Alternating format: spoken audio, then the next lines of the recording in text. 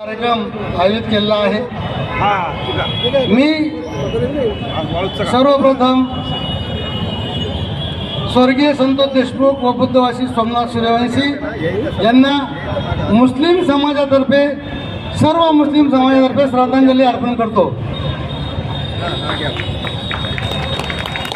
तसेच या दोन्ही परिवारासोबत सर्व मुस्लिम समाज आणि महाराष्ट्रातील 18 पकड जातीचा हा समाज यांच्या दुःखात सहभागी आहे। तसेच यांच्यासोबत सुद्धा आहे स्वर्गीय गोपीनाथ मुंडे साहेब, आमचे आराध्य दैवत आहेत।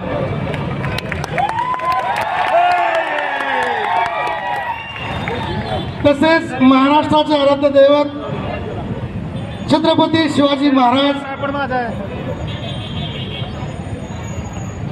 डॉक्टर बाबासाहेब आंबेडकर, महात्मा ज्योतिबा फुले यांना नमन करून मी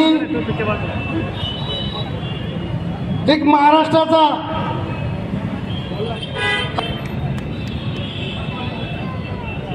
जो आदर्श माझ्यामध्ये आहे,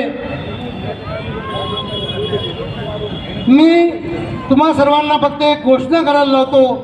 ती घोषणा तुम्ही माझ्यासोबत द्याल अशी मी अपेक्षा करतो आणि ती घोषणा तुमच्या मनातली आहे अशी सुद्धा अपेक्षा करतो। अमर रहे, अमर रहे, अमर रहे, अमर रहे, अमर रहे, अमर रहे।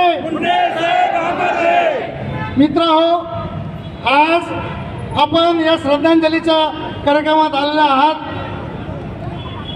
परंतु आज अशी परिस्थिती आहे महाराष्ट्रात आमचे नेते स्वर्गीय गोपीनाथ मुंडे साहेब यांनी हा जो महाराष्ट्र, या महाराष्ट्राची 18 पकड जातीची जी एक मूठ बांधलेली आहे, त्या मुठीला हे काही आपली स्वतःची पोळी बांधणारे नेते तोडण्याचा प्रयत्न करीत आहेत।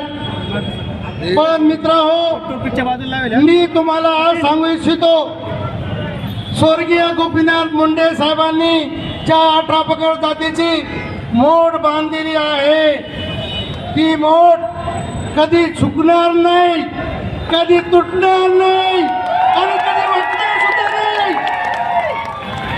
कारण मला माझ्या गोपीनाथ मुंडे साहेबांनी जी शिकवण दिली आहे, त्या शिकवणीवर मला माझा पूर्ण विश्वास आहे।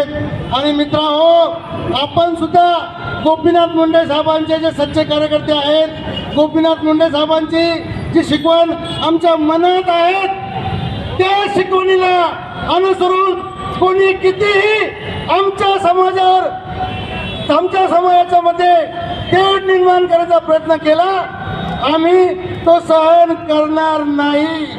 जो कोणी आम्हाला आमच्या आपसात फूट मारण्याचा प्रयत्न करील, त्याला आम्ही त्याची जागा दाखवून देऊ।